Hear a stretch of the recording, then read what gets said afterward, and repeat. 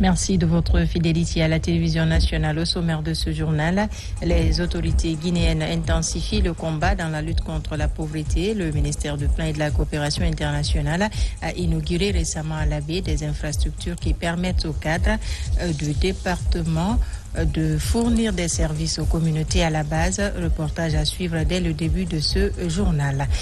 À venir également le tournoi Interstate de football. Ça se passe du côté des États-Unis d'Amérique avec la participation des milliers de Guinéens vivant sur le sol américain.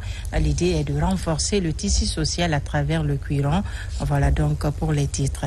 Bonjour à tous et bienvenue dans ce 13h. Aux États-Unis d'Amérique s'est tenu récemment le tournoi Interstate de football, une compétition de football qui mobilise chaque année des milliers de Guinéens vivant dans ce pays. Pour cette édition 2024, c'est l'équipe de Columbus qui succède à elle-même. En finale, elle a battu celle de Washington. Le récit avec Mohamed De Camara. Cette année, ils étaient plus de 3000 à rallier Washington pour vivre la 19e édition du tournoi Interstate, l'un des plus grands événements des Guinéens établis aux États-Unis. Pour l'ambassadeur de Guinée aux États-Unis, cet événement est un facteur de cohésion sociale. Un sentiment de joie et de satisfaction de voir la Guinée dans toutes ses composantes organiser de tels tournois depuis 19 ans.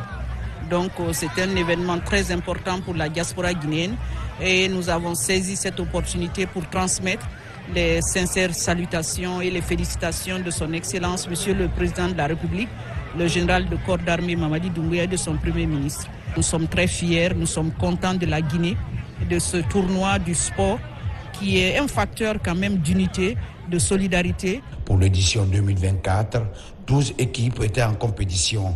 Comme l'année dernière, c'est l'équipe de Columbus qui est sacrée championne et remporte pour la 3e fois en 19 éditions le trophée du tournoi Interstate qui a tenu toutes ses promesses.